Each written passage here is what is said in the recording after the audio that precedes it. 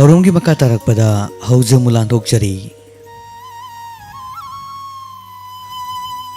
Drama mityeng amagi pankai. Drama asida saktam langliba sing nupagi kangnupta KSP Swamitra o Biramangol amadi TH Ibosa.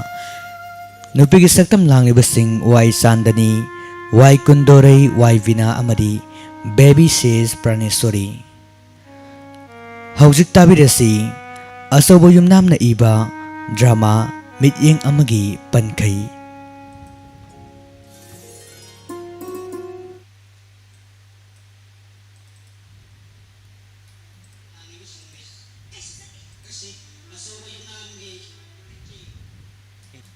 Mityeng amagi pankai.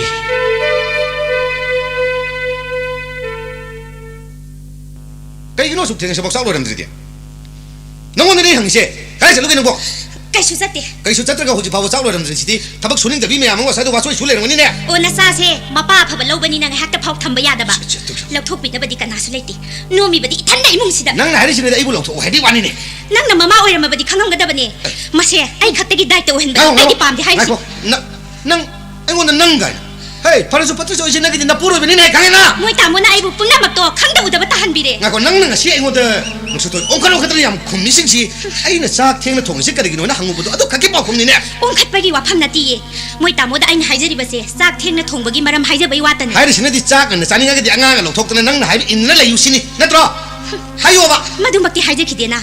Sumna sak thengi ba se anga ni ngai ta ba da gi ni hai ja bai wa ta ne. Tong si tong. Si bu ka yam kai khage. Tong kai yam kai. Yam kai na jan. Sai na ita ge na ta bi wan. Mati nang na pa mi si kari no sini.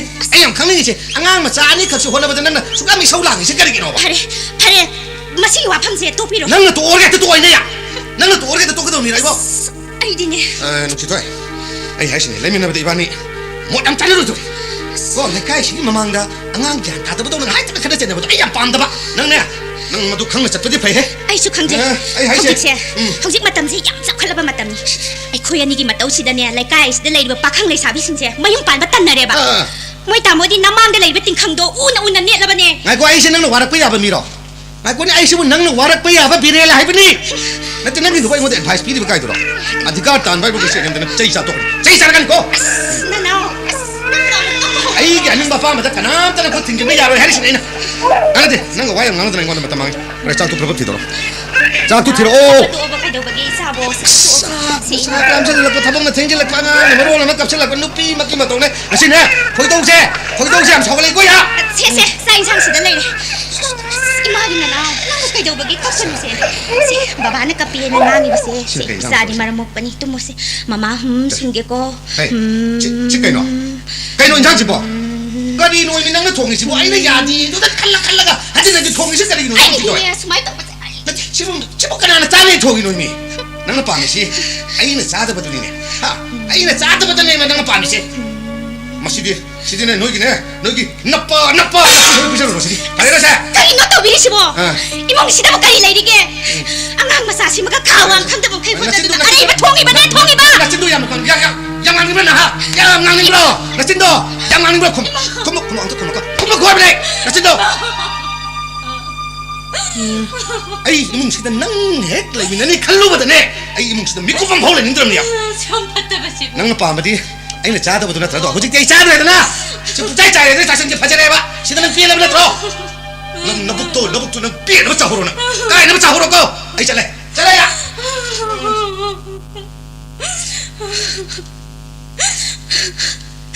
Ando lai ring da di sumai na taram da ba di. Kari no man handak marak tawrai ba si bo. Si mo ni pa mo ba gilitan lo.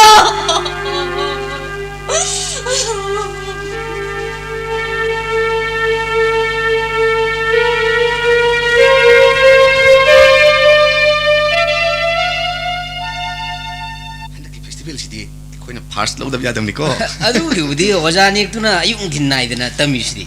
bai art ka sing ngau sa ni mas ngau tum sa ga khang sa de ko mas di cha dam ni ko Adu di maro yung daga di ngaw ba horabra ne hainari poni. kari no ne hai si ba 이몽다수 오자나 달락도 꼭 액팅 야우는 또 위완이다. 하자디 이마 누피 가나양강 파우는 가오더래 신이더나. ꯑꯩꯈꯣꯏꯅ ꯑꯥꯔꯠꯄꯨ ꯄꯥꯝꯖꯕ ꯑꯥꯔꯠꯄꯨ ꯅꯨꯡꯁꯤꯖꯕ ꯁꯤꯗ ꯉꯥꯎꯖꯔꯤꯁꯤꯗꯤ ꯃꯣꯏꯅꯗꯤ ꯈꯪꯕꯤ ꯄꯣꯟꯇꯦꯗ 강pon데. ꯂꯥꯜꯂꯤꯕꯁꯤ ꯀꯅꯥꯅꯣ ꯀꯌꯥꯗ ꯐꯖꯈ꯭ꯔꯕ script ꯐꯖꯅ ngasi기 kunayasida hingliba punsimam ane mawang ani gi leinariba thakayani script asida neinari ꯑꯗꯣ ꯚꯥꯏ ꯉꯁꯤꯁꯤꯕꯨ ꯀꯩꯅꯣ ꯀꯅꯥꯝꯁꯨ ꯂꯥꯛꯇꯦ ꯂꯥꯛꯑꯔꯣꯏꯗꯧꯖꯥꯠꯂ ꯇꯧꯔꯤꯁꯤꯕꯣ khangdi 이반이 ꯃꯇꯦꯡ ꯑꯃꯇꯪ ꯇꯧꯁꯤꯔꯣ ꯉꯥꯛꯇꯪ yaine ꯅꯠꯇꯦ ꯍꯌꯦꯡ ꯃꯤꯃꯥꯡꯗ ꯆꯣꯞꯄꯒꯗꯤ ꯌꯥꯔꯣꯏ karama matang ꯌꯥꯏꯅꯦ ꯃꯇꯥꯡꯒꯤꯗ ꯑꯃ ꯍꯦꯛꯇ ꯌꯥꯏꯅꯦ ꯑꯗꯨꯒꯤꯗꯤ ꯑꯃ ꯍꯦꯛꯇ ꯃꯇꯦꯡ ꯑꯃꯇ ꯍꯧꯕꯤꯔꯛꯑꯣꯕ ꯃꯇꯦꯡ ꯑꯃ ꯍꯧꯔꯥꯏꯔ ꯂꯣꯏꯔꯦ ꯍꯧꯔꯥꯏꯔꯦ ꯊꯣꯛꯅꯕ ꯍꯦꯛꯇ ꯍꯧꯕꯤꯔꯛꯑꯣ ahunki matam moipa pamta lakpa sa waita langto sasi ama thuyana kulapay ke mapok sa haraw panungay pipane ko sasi si puto na iyong may kay pangke 아다 아라파다 사지 뭐 부드러 라이바 증미 할라시 사지시 힘이니 마시디 담가 더러가 만 버리고 사지시 로우답자디 마시디 마시 타나 사진 이렇게 아이 사 뿌리면 낭부네 낭부 ay pora 마니 낭네 아이네 거울세 손놈도 아무 짱고 아무것도 짱고 것이다 이게 낙대 낳고 와봐 ay po na nagta ko lao. kari takira thana ki papu करिगिनो नंगना सजी से फादन पुरी दे नाक सजी से फादन पुर पकी jail जाओगे है bro ipa ipo haktok taki sa tantuna sa par ka sapa sa ko katuna lem sa po hoipa sana sa umpay koy bu sa papa yata ओ दो हौजिकती याद रे इपान फरक प सजी दो सीधे थनमगा हनग्रो ngasi gidi ai na ngakpi rage ay thana ki papu sasi se thana mo haipi kano ai chat ke ga ho adu yadi yadi chatpa yaro ya ba chatpa yaro ko chingli hal hojik ne jungle la leiba sa kai khuding mak maram cha da di pha ba su ya di kadi gum theng na ba sarkar na matik cha ba dandi pi do ni jail da bau tham do ni nang dandi du phange bro thana ki papu na khoi ki sasi se khula ko ai puro pare aduni de saunu ne bap ta ba to pa thana ga wari sa ne nang jail yor ma do ni ko si to pa thana ki papu koi na pane ai na sasi asi ki mapu tv pa ko kari ki ngositi mapu phange sisuna san pituna kari ki no ai na pamta wana thasa pa thapi mairen hawai mana loina sa thopi pa hojik ti mapu lei pani na ko ai ki pot ki maman sengpi o thana ki papu ha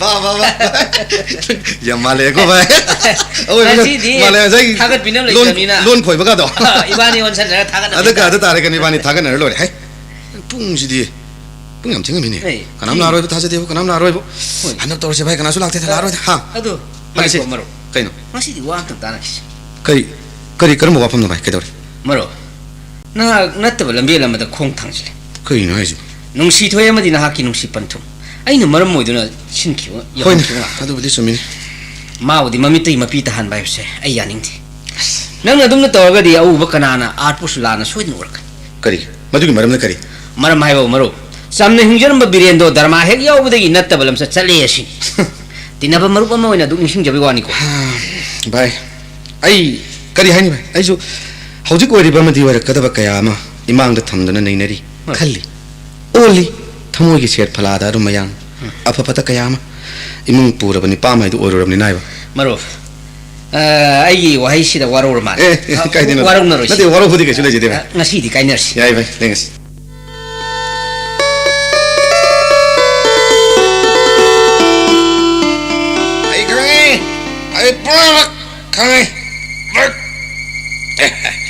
ai khangi nangi thamoi le kon gi le rang le kada khoi moi nai bu changje pham piningi sinatra jamini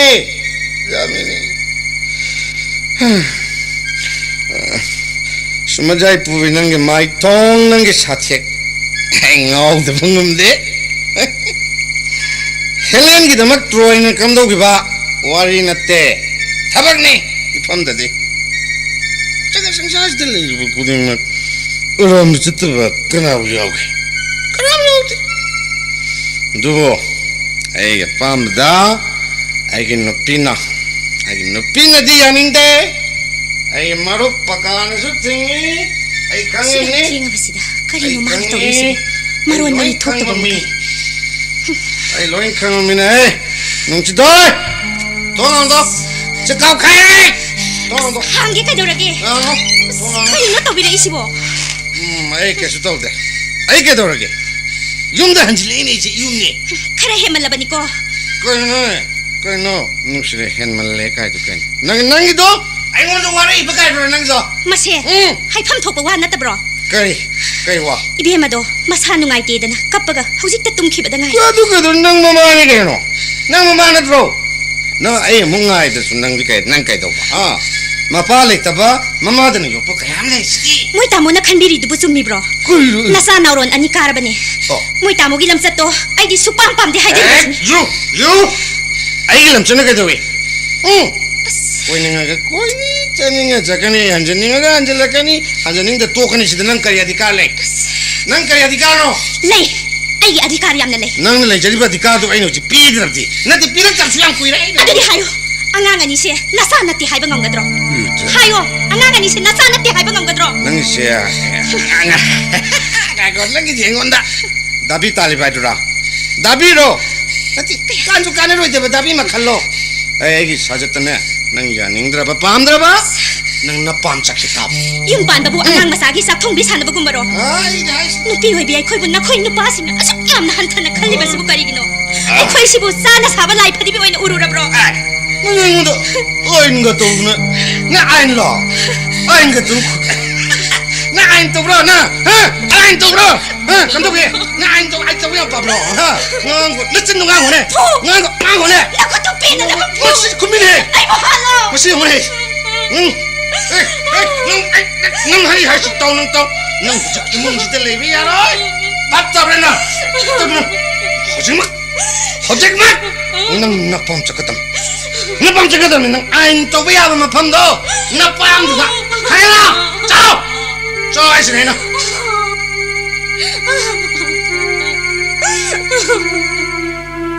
asira yung panbagi nungai ba hai betu wai ko ding na pam chalo ai khang dire ikok da braja tare ai bukan krasira nate ai wakan onare ai icha chawa gai kini anjing na haina bale masa phatta ba chawa ngai ba mawa opta ba si ba ngai ba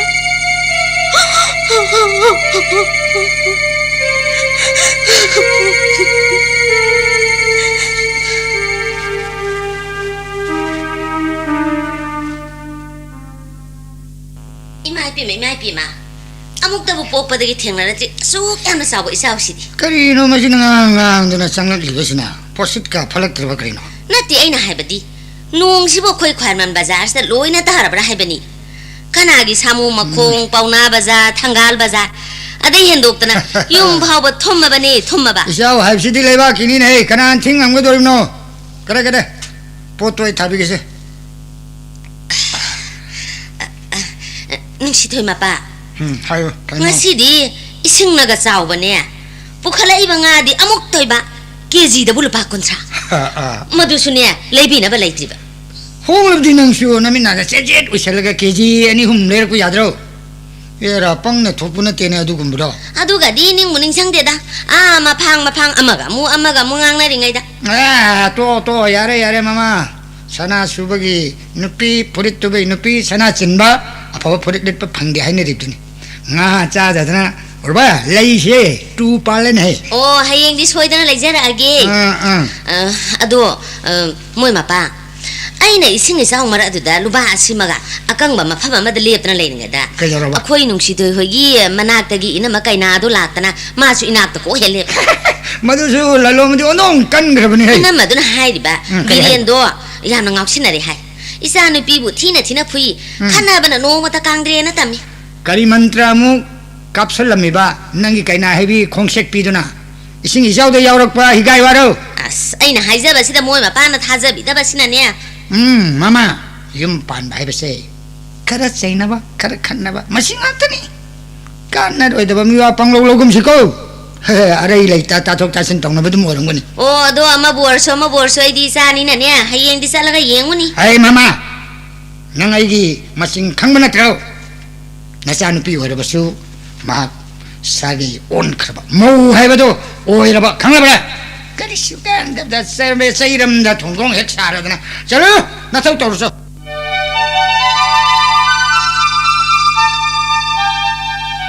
ꯅꯨꯡꯁꯤꯊꯣꯏ ꯂꯩꯔꯕꯗꯤ ꯑꯩꯈꯣꯏ ꯌꯨꯝꯗ ꯂꯩꯕ ꯉꯝꯃꯣꯏ ꯃꯁꯤꯅ ꯀꯔꯝꯕ ꯖꯥꯃꯤꯅꯤꯒꯤ ꯋꯥꯈꯜ ꯑꯄꯥꯝꯕ ꯀꯂꯛꯄꯅ ꯊꯜꯂꯕ ꯖꯥꯃꯤꯅꯤ ꯃꯥꯕꯨ ꯂꯧꯕꯗ ꯑꯀꯥꯏꯕ ꯀꯩꯁꯨ ꯂꯩꯇꯦ ꯅꯨꯄꯤ ꯂꯣꯟꯕ ꯑꯩꯅ ꯑꯍꯥꯟꯕ ꯍꯧꯗꯣꯛꯄ ꯅꯠꯇꯦ ꯑꯥꯏꯟꯅꯁꯨ ꯊꯤꯡꯗꯦ ꯂꯨꯔꯤꯁꯦ ꯖꯥꯃꯤꯅꯤꯅ ꯌꯥꯝ ꯄꯥꯝꯃꯤꯕ ꯅꯨꯡꯁꯤꯊꯣꯏ ꯆꯠꯍꯟꯈꯤꯕ ꯍꯥꯏꯕꯁꯤꯅꯤ ꯀꯔꯤꯅꯣ ꯃꯣꯏ ꯇꯥꯃꯣꯅ ꯍꯦꯛ ꯌꯨ ꯉꯥꯎꯔꯒ ꯏꯃꯨꯡꯁꯤꯗ ꯇꯧꯕꯤꯔꯤꯁꯤꯕꯣ ꯀꯩꯅꯣ ꯑꯩ ꯚꯥꯞ ꯇꯥꯏ ꯑꯩꯉꯣꯟꯗ ꯌꯨ ꯊꯛꯄ ꯇꯥꯍꯟꯒꯅꯨ ꯅꯨꯡꯁꯤꯊꯣꯏ 이뭉새 이뭉새 năng 레호게 해봐마 나트라가 에이 짝크로 해봐마 아 근데 시 아시행마마 하요 방 시디 까이노 하비리시보 마두기 마람 năng 마람도 강마밤이라 강팜 톡바니 이 콩나 통나 마팜시다 아이 라키바 나띠 아이나 아땅 아우자바 미삭 거 아두가 낭나 이주 따다비 스탠더드 야우다비 군웅주드나 레비 강게나 마람 짠나 발로이나 버티나 바타바니 코는 시도해 뭐이 따모 nang cái lấy mình làm sao? Quý đấy, ya rồi. Quý cái hộp đuông cái lấy mình làm cái chả mà này. Cái gì? À, nó sẽ thôi, cắt rồi ta. Nang, nắp bám chắc chịu này, à mà phá bồi. Tamo. À chém mình. Tamo cái xin mặc nào hay đó. Cái đó cái này, mà sao ta ra số, cái số cái này đi một bữa sáng này đi. Cái đó là cái mà nó hai cái này pê, ham khăn, adu đi cái gì? Nang nang số cái này, bún nó mặc xe, lấy mình nó đi cố phải đấy na. Ai.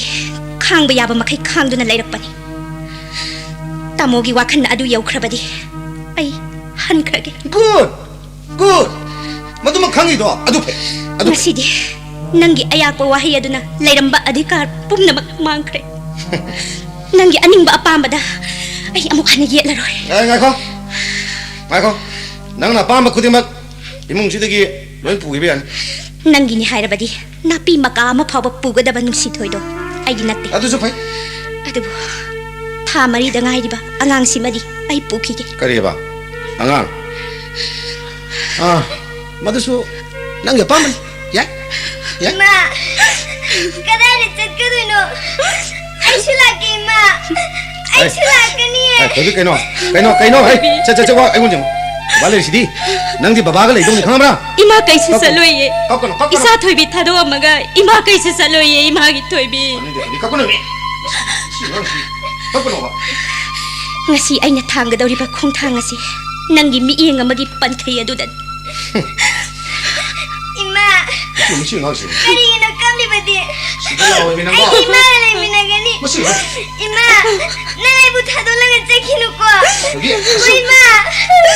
ima gi thoibi ima bu kari aina kumasige ngalamba ima gi tawan mi sakse mage mari da ngamna ma amang banong na kangau da na kupsin kare ima gi thoibi masih ya sini maru lama sih hai cha nak dulu lalu sudah nama kapsin lauk sinna dana ne soalnya kayak kan apa poroi ko ai gitu ne hai rati loh re ima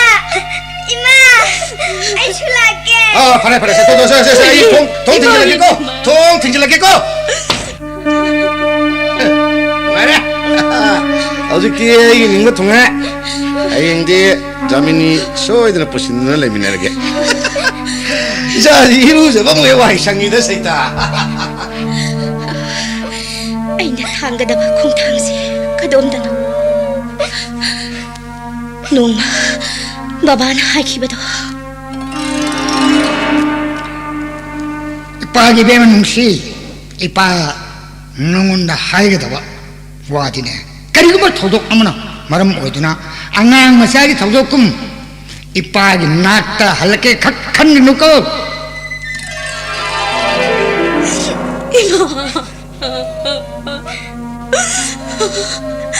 ai sangsara sidagi labna na thaido na satkrasira nate isa bisa anisina kari oyo nate ai wakan onare pare ma ai tamo pakahi da satlage lao imagi thoibi imaga satlasi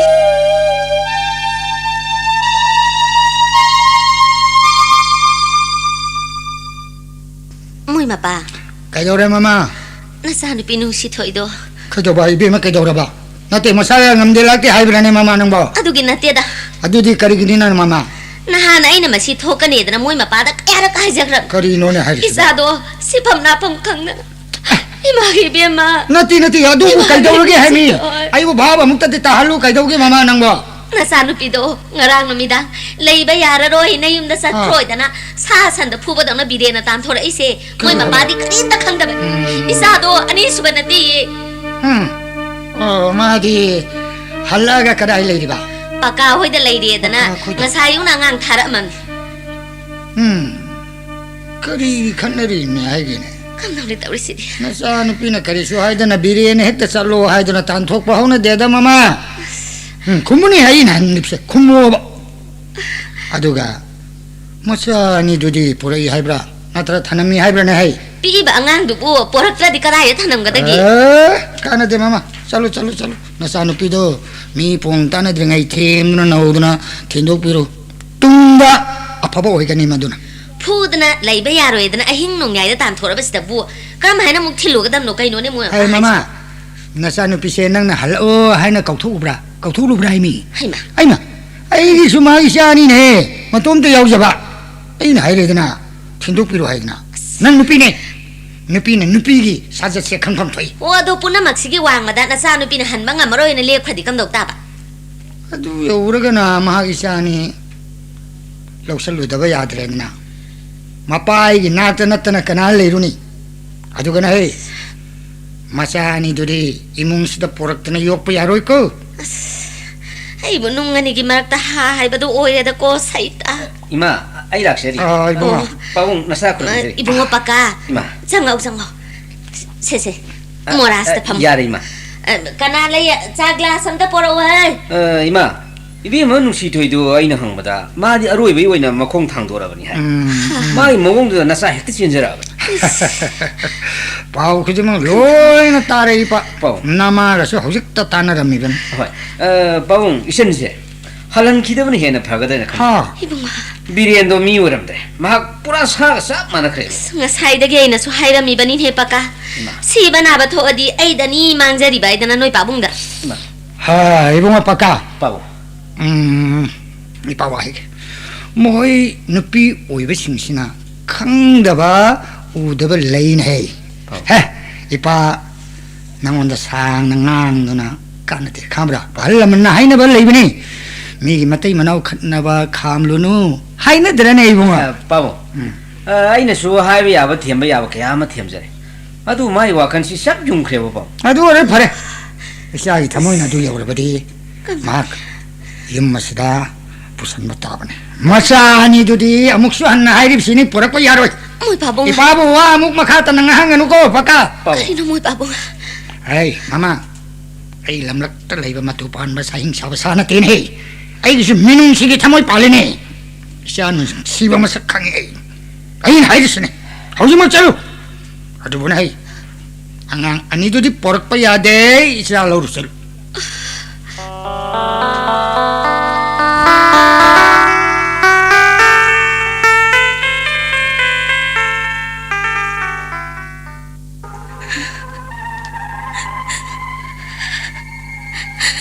Ngasidi ayah masak kanya rabi sanbigum kangaw na rin. Isado makoy na itanang dagi manbikiban. Imagit tondo imagit toybi.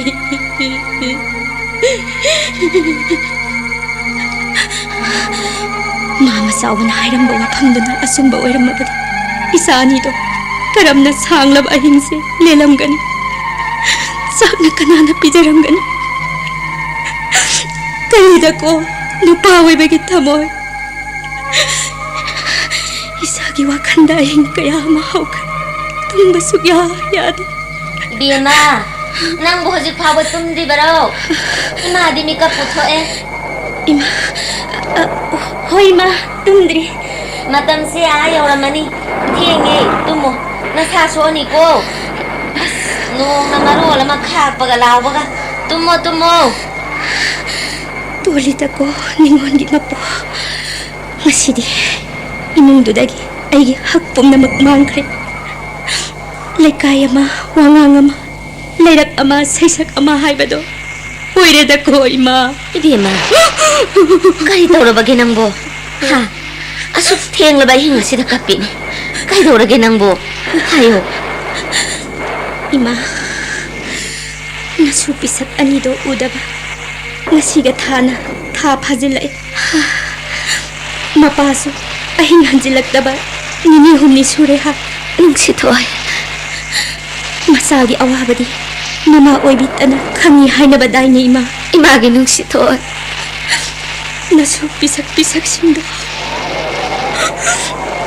ima ai makhoi gi manakta chaluge imagi bema asuk theng la bai hing sida bo masagi maisakti imasu mama oiriban soidana khangbiramgani ai kanabu sukidi ima isagi thamoina do yorabati nang nasa singdo unazaruro ima nang halakri phawa ima nang mungai duna lairamge imagi bema nang kuibadi yadi ko ima karigumbada nung atepa samba yadaba nangi pabungna khangkhra takhraga loire ima ija engoi naiko sa insang khara pubi ko karigumba isu singdo sak charamdrabadi kamdongni hoima nga ngauba khara leibado madasu pubi ko hoima ai salukhigi ima onthopani dako imagi nungsi tho machagi maina thengla bai hingsida aki tujung masada leikida masira ningol pokpagi nungai ba haibado bo hey sor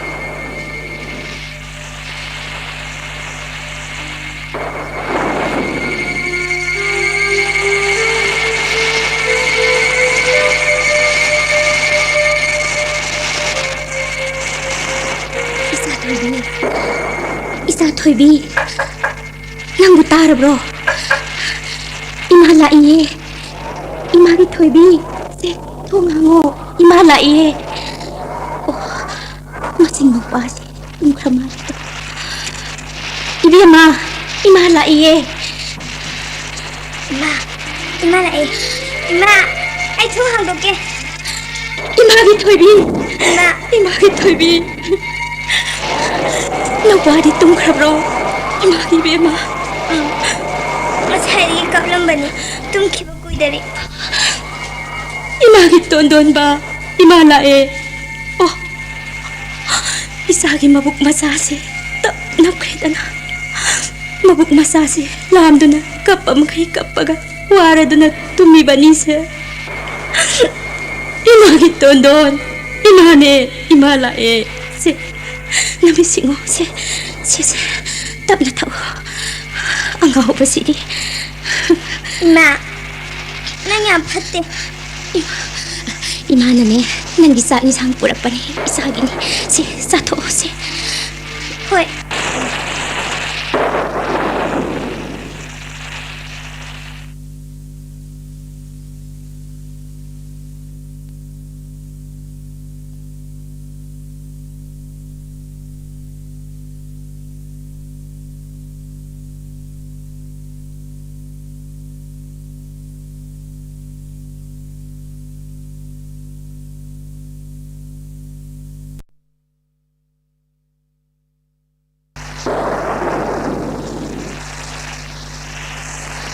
ima nganau se ahinda pangkap ta kapani kap kono haba sunya yade ima nang han khanu ko ima ima gi thoibi ngarang su nahan su babado ima tumbi ga halakte kari haiba ai thanda yum na leba yam ki jaye thoibi hui su yam khoi na nau su yam na mabuk lam du na kapi ima nang chathenu ko ngasidi nanausi kaparo ye sakto nabuk thana ba satho hoi ma satho ado horen baba hanjil aga ima la ami haiba yade ko ima ni ti numidang khudin isagi nakta la aga dabani si nanausi hamungda simbiramge ima nang haladoiro ima tombina thina phuye thoibi ima gi thoibi ima ba kari haina kumasiri ne ima gi bem yengo ima ai khutse ꯏꯁꯥꯗꯤ ꯈꯨꯠꯁꯤꯗꯤ ꯀꯩꯗꯧꯔꯨꯔꯦ ꯂꯣꯏꯅ ꯄꯣꯛꯊꯣꯛꯑꯦꯗꯅ ꯇꯧꯔꯤꯁꯤꯗꯤ ꯑꯗꯨꯕꯨꯔꯣ ꯅꯍꯥꯟ ꯏꯃꯥꯇꯣꯟꯅ ꯑꯩꯅ ꯆꯨꯖꯥꯛ ꯈꯤꯇ ꯆꯥꯒꯦ ꯍꯥꯏꯔꯨꯕꯗ ꯆꯨꯖꯥꯛ ꯑꯁꯥꯕꯅ ꯍꯥꯞꯆꯤꯜꯂꯛꯏꯅꯤꯅꯦ ꯑꯗꯨꯗ ꯄꯣꯛꯊꯣꯛꯂꯤꯕ ꯏꯃꯥꯒꯤ ꯊꯣꯏꯕꯤ ꯆꯪꯁꯤꯟꯕꯁꯨ ꯌꯥꯗꯕ ꯍꯟꯗꯣꯛꯄꯁꯨ ꯉꯝꯗꯕ ꯊꯧꯔꯤ ꯑꯃꯅ ꯏꯃꯥꯕꯨ ꯄꯨꯟꯗꯨꯅ ꯂꯩꯔꯦꯗꯤ ꯏꯃꯥꯒꯤ ꯊꯣꯏꯕꯤ ꯉꯁꯤ ꯅꯧꯄꯥ 이마나 푸집 찡긋비라게 나오 이마나 숨하게 나오 뚜마 좀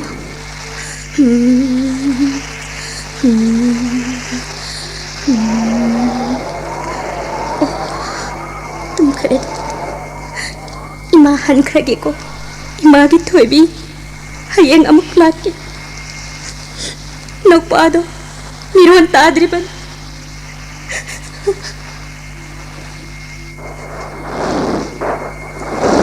hꯧzik phawba halakribasibu kaidawkrabano madubo huina marol ama khongiba nongna marol ama churiba akhak araw nungsitna marol ama kaidawraba jatno Hey, Mama, kaidawruge mapanda nangbo?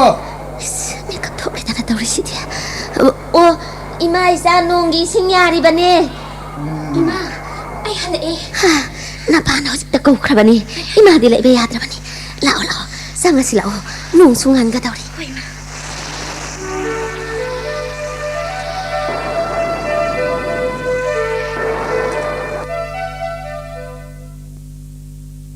아들 아이시고 머루비레 너트네 에이 마니네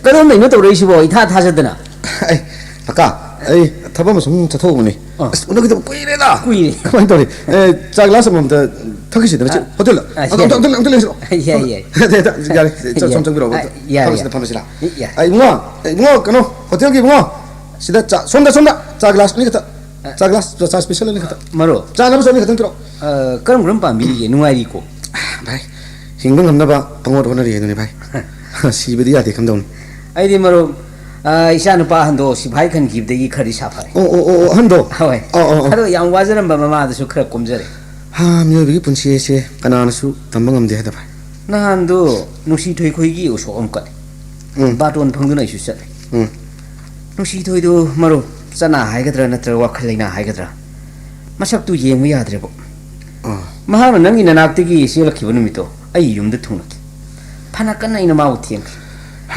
ꯃꯍꯥꯛꯅ ꯊꯃꯣꯏ ꯁꯣꯛꯅ ꯀꯞꯄꯒ ꯃꯆꯥ ꯄꯤꯁꯛ ꯑꯅꯤꯗꯨ ꯌꯦꯡꯉꯦ ꯍꯥꯏꯔꯒ ꯑꯃꯨꯛ ꯍꯟꯅ ꯆꯠꯂꯔꯣꯏꯅ ꯍꯥꯏꯈꯤ ꯅꯤꯄꯥꯅ ꯌꯦꯡꯁꯤꯟꯕꯤꯗ꯭ꯔꯕ ꯃꯈꯣꯏꯗꯤ ꯃꯥꯂꯤ ꯌꯥꯎꯗ꯭ꯔꯕ ꯂꯩꯀꯣꯟꯒꯨꯝꯕꯅꯤ ꯍꯥꯏꯗꯅ ꯇꯦꯡꯊꯥꯔꯝꯈꯤ ꯃꯔꯨꯞ ꯍꯧꯖꯤꯛꯇꯤ ꯑꯉꯥꯡꯗꯨ ꯐꯅꯌꯥꯝ ꯆꯥꯎꯔꯝꯃꯅꯤꯕꯣ ꯆꯥꯎꯔꯦ ꯆꯥꯛ ꯈꯔ ꯆꯥꯕ ꯉꯝꯃꯦ ꯚꯥꯏ ꯆꯥꯎꯔꯦ ngasi nakoi ani lamben tinadraba lamphang no isel haibdu ore pigliba masa ni tugi wari liduna hikna kaptun tengthai maro nakoi ani kainaraga su miron tadriba angang ani tugi matam khara du orabasu mama wi honsen ai kan haijab hoi adu pabung yakiti numitu da nungsi thoina pangan thokpa ngamdara matha ri masa u thanamlaga sakchibudu yang hai ai mitagi pi thakhi kaidoruni bai punam khawredana hawgrabadi hawgrasanu bai hawkhibana hawkhragasu mak loksun birodana mara masa singa kona duna lijana ba paka masi miyo bi dharma natre matam ama madu yarami hawjik madugi matam do oidre magi thamai neribu soidana ni da tawramani maro chakhrabani mahak inaktagi aigi miyeng amagi pankhai du wangmada sapai sim yai bai yai bai bi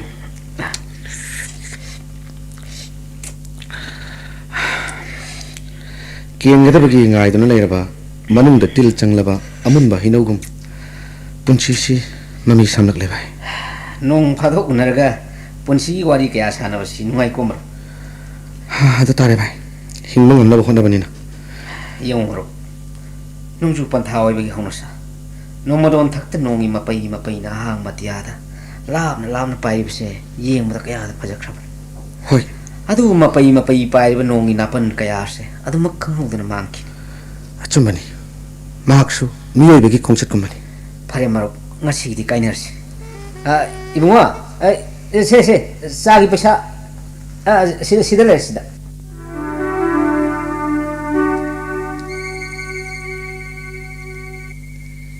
이사싱두부 뚱크라 ngasi디 makoy hala amale konjen tare kari no mi musida tawrisibo sai na marola masari ba hanjila pa hekta khidong se sabat ba ngayak sumang maton da hori wa thabale makhong sid lesinduna tanja am yengki natti ngasai euti hoji phawba kaidong lai bage habini thoi bi nang bo ha cái nó này nó có nó đang dùng lòng nó sự bị biết mà nắng bộ nắng số năm na hay là mình dùng được cô ấy tộc thuộc bây giờ rồi mà xí ngang chứ mà baba ai shuna na poraga school da chaluri bane nangoda kana school jaru hariba aina samara nangoda school jat payadi hai khaba natro sahari ba nathi bong adu phawbada tangai phadabagi pijara basda lari tamagi pasana kadai digi ha matung manogi chakhi gadro ima chakhi gadro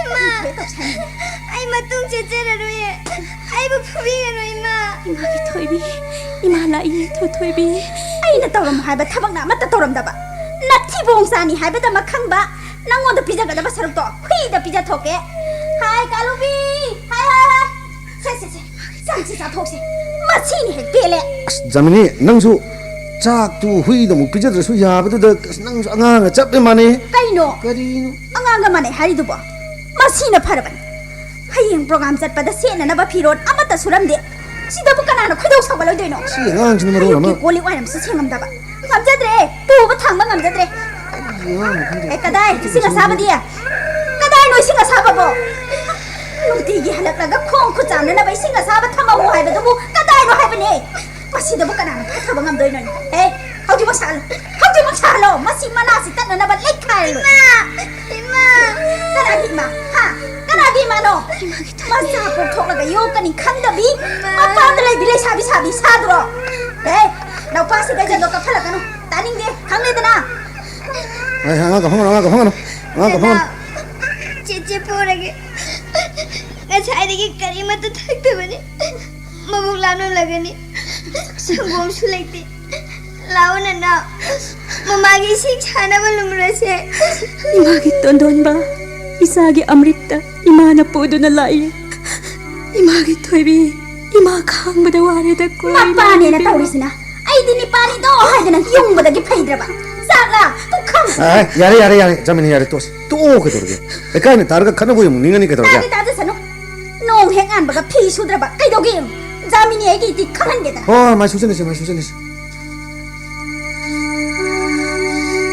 makoi loi na tum kramale misik mirao khon ta khidre lesin marak tagi likhalak liba mapung pharaba mera gi thabar nangna sumna mapung pharaba ka mangon sidani ma ai phamin aduna nongma asa kaya masagat minakiba tar banung bo ai đâu đi kia mà pan thoro tum ba tumdriye kari haige tum ba sung hagal li mà pan thoro ne ibu ma sasu ko biro thao mapung phadriba na sa sibu pangge hairiro mina uraga nukna jan lao sida inak ta thamjaro ngasi meragi tara mari ni pan ba thajana lechin marik te gi hagal i basi yeng bada ibani gi na hawe ni matam do ningsing laktra haukiba matambuna ningsingaga nungsiba lakadaba matambuna khaurang na ngai ba haibase ekhoi taibang miyoi bagi hauna sani adugi saru lakadaba ningon sakobagi ibung namsagi kari kari lebisige ha chagi ti pambom phabi lik mari sanagi adagi khuji pop chawbi oi leitoi nangi di arba ai di leningai kaisu lekeda ibung namsagi lebiradi yare ibi magi di loina leire ngasi gi ibu machagi wari se mera tha gi tara mari ni pan ma pung phara ba tha zamana soidana saki oini konuk se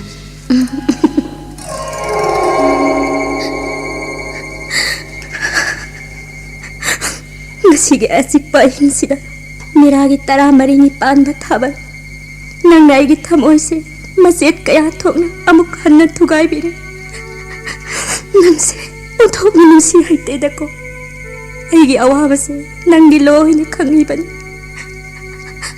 mafam si yaurakpada aigi thauna pangal lohina maangkhale isagi amrita isa thoibi gi sayom pijaba mangamdana hankiba tare dako himagi thoibi himagi tondo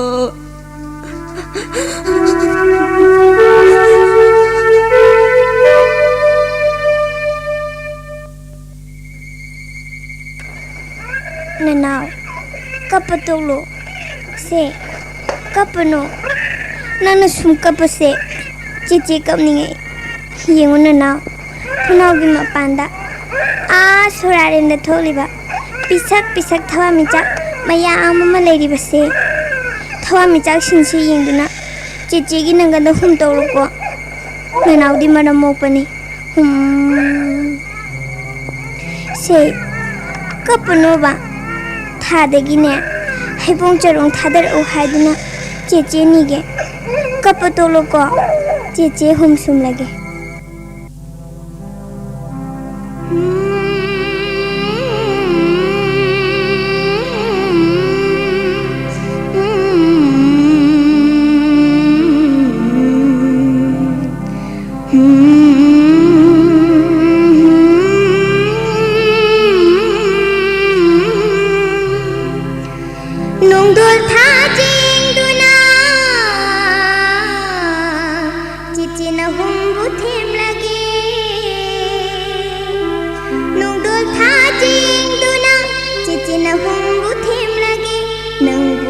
Patolone khomlen tum khul talone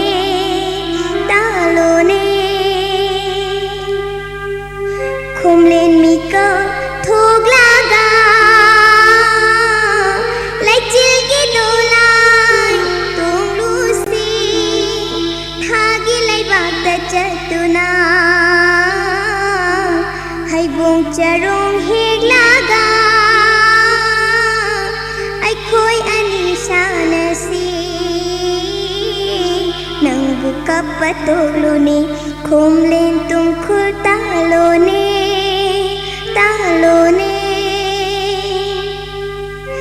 inong sinang alaga palim ginagda jatuna khomlang mayong nahange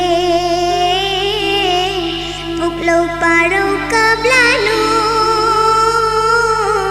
nang nakapa uraga cici githamoy pungamdre nang buka patolone khomlen tum khul talone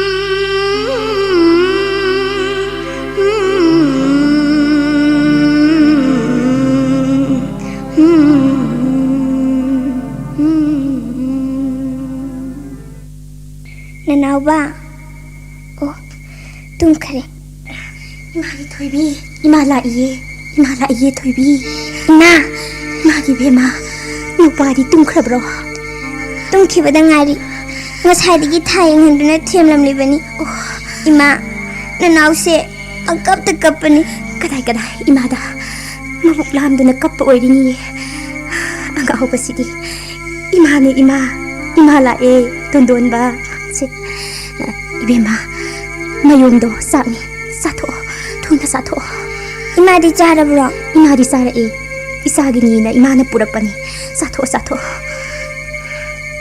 Hey, Bema, Tobi, kana 통항도 바라해. kayorige hangdo harabdi ko hangdo pa yada bro yamna wana ne gari phangi hadina khongna lagi bazani ima babalai Bema, Tobi, tung gak sih ba? Hey, baba le, Bema. hey thoibi kayorige ba kanang bo ima hang lage ngasai ne na ta bro Kenan. Kejauhan ini. Acing menunggu angsi dah. Hei, zaman ni, imong tu kurang macam mana tu sih? khangde ne tawri ima ai khoina di khoina chatpa sida imong sida kari tawri hadu Hei, imong siga nangga kari mari thong lagi. Kari logi itu nak cik patan jai, nangga lai kusang bidung nak amin mo. Noigi, nama tu ni silap bro. Macam tu lagi imong panjang, na thanung dagi na sa pundok lamang gambi. masa nungsi masa kang debi nunggi thamoi pan mi nang miro baba ima da ngang bi ganu Tuleo. jangal da laiba saing jaba sa phawbada maza nungsiba masak khang maza gi damakta thawai thadok pangami kari bu haiga da bano unsana ko pami oi banina ngama ba thong na leiram khre ima hey debi hey na ke dona da sida nang liap le si kari kino chala phang phang da changlo chala tumro chala ya chatti bra masa ang kada lin chang bagi thobok se ai dia janing de magi dharmani tingkhang amana yurabadi tingkhang amana hanba masana tabani hey mafam se nang na kapsin lok sin na ya ba mafam na ti khang ra kada nga lo piro o na har ko kino him sibo ko piro sida tu na mafam sta dong sakko hai sida yaro ina nang se pa biya ro ai na sakko hari na proposal ho ko nang pa ina indra bidi ya to basi to no ko mapan na machi mangak si chat lo hai bidi hai ima ai la wala o ima ai na no hai ma ai di ko ma ni ko sa na ma hi jabe sila ni jari bo ni ne Ibu, angang do, nabuglam na nagkapilan. Ayaw mo masanap si Mama sa tangda mamamawan din ako. Imagi pisigi mani, imabog kayo, sige na, imagi po. Imagi tabi, imabog kayo, sige.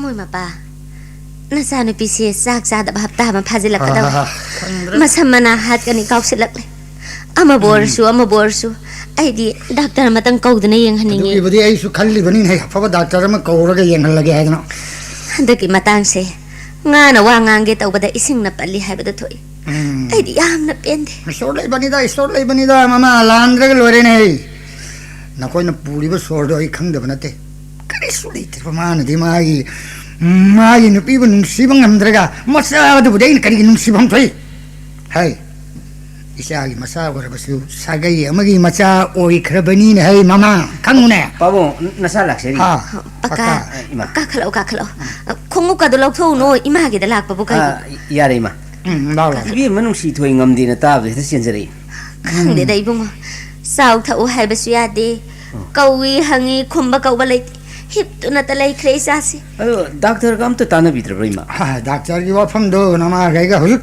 ta khanna ra mi bini khoi bi ma gi laina si wa khal laina soi den orang ni ni pau ha ibong paka kari bu hai ga da no khang dre da khan pham tau pham ma khang dra bani ibunga ima sa se makke yare ma ai mo na san pi gi ka sang nu ne ma bu ni ngai na bawari batai khar sar mo Babu. ipa mamang de lai bu doctor se Hai. hung ta ning mun na ning khina hung ta tan na ruge na ruge phani pau biama hai nang mutum nu ngang le bro hai ibung lai ni kari gi nang kapi dia ha ai khoi mayam ta na gok lai yang hlo de yengoi baba na doctor ko sak si se ibung wa hai thamoi pising ngan ko sum khan ngang le le ya ko adu saru isen na saning bang tang hai kari mata chaning de ibunga paka ima se sa thaksi yani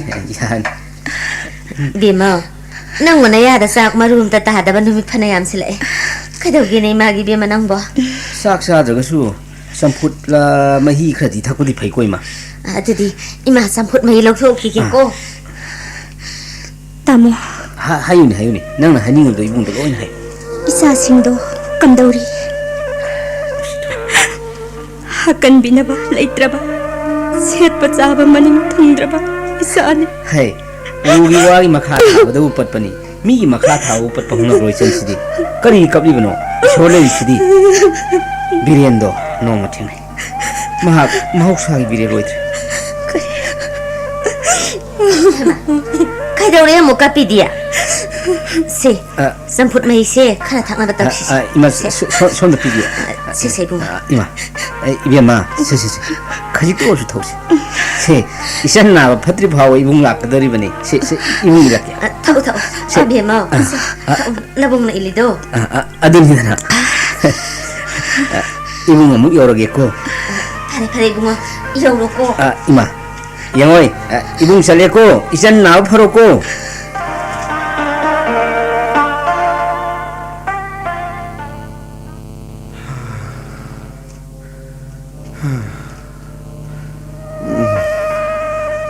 Ngasi oirakliba aigi phibam iyo chaitheng phanglaba matam basida loinamak phaurakle tinnarambe marup mapang ngamnamak ai ubadana thaiduna chanakre macha masu nupi nungsiba phaudraba aina asidi samaja sida sa oire aigi Mityeng amagi wang mada imong masidagi tantok pikrabi nung sitoy mahak na kamdawri ka ba amukan na ayak mahaki mapawdi tararoy mahaki tamoy na aibo soy na ninda torong gani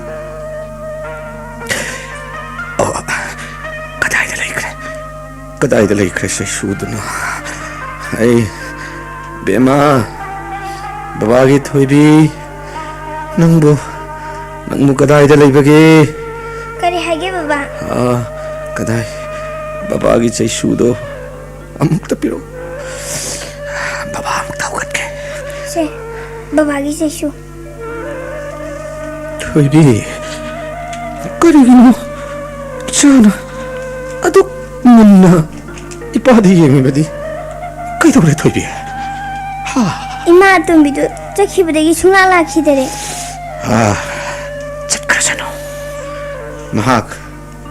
mahak su aroi bagi oina chatkarbane nangbo mabu nungsibrane Nungshide kashu. Madi yam phatte. Aingonda thina heta phui.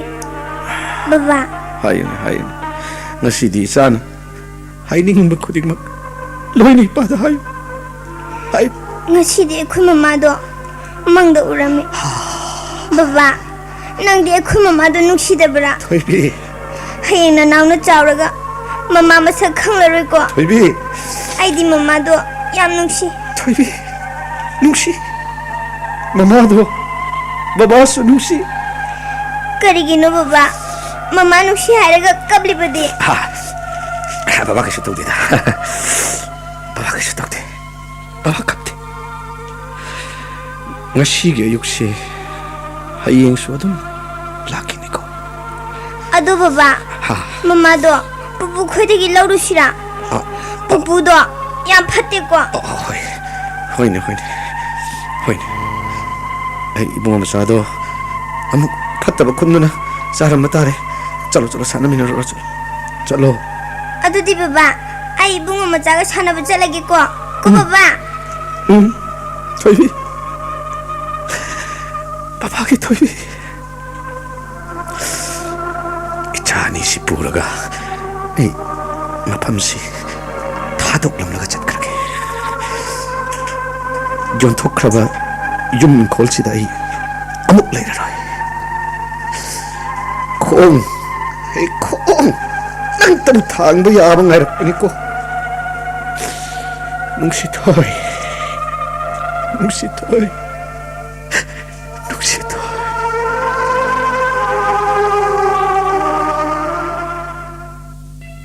Siagi marai baksi kontrol tin tang boy ma debu para badi ai duna kan no na nei ai kai upai le ken pi hoi begi punsi khong phong amak soi kibeda pole pangkang draba ataw phung pangkang naraba Moi mapa, doctor na bukari haram bagi.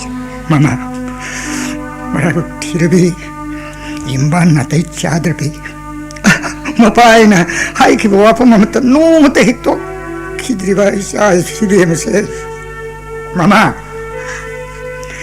hai kan munam lagoi om cancer na mar Isa nung si Toibo. mama nasi yang kangdra bani nei Madubi kibam na yorobati moi mapa. Matsani do ꯑꯃꯨꯛꯇ ꯎꯅꯍꯟꯕꯅ ꯐꯔꯣꯏꯗ꯭ꯔꯥ ꯃꯆꯥꯁꯤꯡꯗꯣ ꯑꯃꯨꯛꯇꯪ ꯄꯣꯔꯛꯅꯕ ꯑꯩꯅ ꯄꯀꯥꯗ ꯀꯟꯅ ꯁꯤꯟꯅꯈ꯭ꯔꯕꯅꯤ ꯏꯃꯥꯒꯤ ꯏꯕꯦꯝꯃ ꯑꯗꯨꯒ ꯕꯤꯔꯦꯟꯗꯤ ꯑꯩ ꯌꯨꯝꯁꯨ ꯆꯪꯉꯛꯄ ꯌꯥꯗꯦ ꯑꯩꯒꯤ ꯇꯁꯦꯡꯕ ꯌꯦꯛꯅꯕꯅꯤ ꯃꯍꯥꯛ ꯍꯦ ꯅꯆꯥꯅꯨꯄꯤꯅ ꯀꯧꯔꯤꯅꯦ ꯃꯃꯥ ꯀꯞꯀꯅꯨ ꯃꯥꯏ ꯃꯃꯥꯡꯗ ꯀꯞꯀꯅꯨ ꯏꯆꯥꯅ ꯎꯈ꯭ꯔꯒ ꯈꯪꯈ꯭ꯔꯒ ꯃꯊ꯭ꯋꯥꯏ ꯅꯨꯡꯉꯥꯏꯔꯣꯏꯅꯦ ꯆꯠꯂꯣ ꯏꯆꯥ ꯃꯅꯥꯛꯇ ꯆꯠꯂꯣ ꯀꯩꯗꯧꯔꯛꯑꯦ ꯏꯃꯥꯒꯤ ꯏꯕꯦꯝꯃ ꯁꯤ ꯅꯃꯤꯠꯇꯨ ꯄꯥꯡꯊꯣꯛꯑꯣ ꯁꯤ ꯅꯪ ꯕꯕꯥꯁꯨ ꯆꯪꯉꯛꯑꯦ ꯀꯩꯗꯧꯔꯒꯦ ꯏꯆꯥꯕꯣ ꯀꯩꯗꯧꯔꯒꯦꯅꯦ ꯏꯆꯥꯕꯣ ꯉꯁꯤ ꯅꯤꯅꯤ ꯍꯨꯝꯅꯤꯁꯤꯒꯤ ꯃꯅꯨꯡꯗ ꯗꯥꯛꯇꯔꯅ ꯏꯆꯥ ꯁꯣꯏꯗꯅ ꯐꯔꯅꯤ ꯍꯥꯏꯔꯝꯃꯤ ꯕꯕꯥꯗ ꯀꯔꯤꯒꯤꯅꯣ ꯅꯪꯅ 이뻐하다 이라치엘이 그들 따르기나 바바 내 수원이 무렵신 기도받이네 너무디 낭부나 부러비만 할때라 했는데 간무더기니 내 이뻐하기 왜마 바보 나사 락세 그래 뒤로된 하나 바보 항무 야바 티저루리 아두고 막 인콜라두다 레람바 아헬라두다 항저루고 맞단다 그래 하나는 그래 하였다 아유 응안마다 마사니 누구도나 사키오데 산디라 근데 대박 그래 일단 이상이도 이마기 돌비 이마기 언너 이마기 비마 이마기 아로이번 맞담시다 이상하게 마사 오바 황나나 지토이 뭐이 바빠 이비마 쓰다갔다고 그래 이비마 이마기 눅시 토이 이마 호카리 오이라시기니 이마기 눅시 이공 이베마 눅시 이마기 낭은 우리 바마 따워 시부까리노 이마기 눅시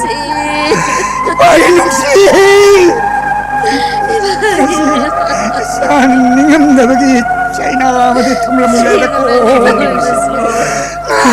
바보 소리는 와라고 한 거네 이미 얘가 뻔 개지덕이 왕마다 마빠이고 낸다 떠럼라가 나시디 시라와 마차이 마차 꾸드는 없다이고 마차도 없으나 짝그라 이마기 눅시 이마기 비마 이봉기 눅시 토이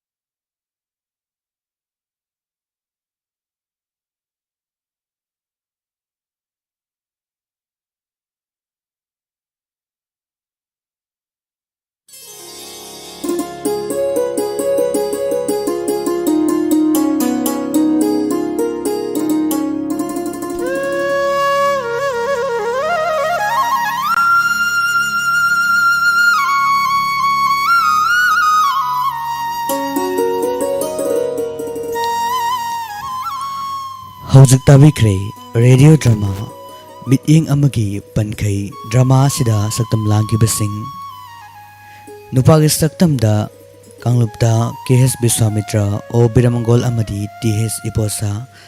ꯅꯨꯄꯤꯒꯤ ꯁꯛꯇꯝ ꯂꯥꯡꯈꯤꯕꯁꯤꯡ ꯋꯥꯏ ꯆꯥꯟꯗꯅꯤ, ꯋꯥꯏ ꯀꯨꯟꯗꯣꯔꯩ, ꯋꯥꯏ ꯚꯤꯅꯥ ꯑꯃꯗꯤ ꯕꯦꯕꯤ ꯁꯦꯁ ꯄ꯭ꯔꯥꯅꯦꯁꯣꯔꯤ. ꯂꯤꯂꯥꯏꯕ ꯑꯆꯧꯕ ꯌꯨꯝꯅꯥꯝ.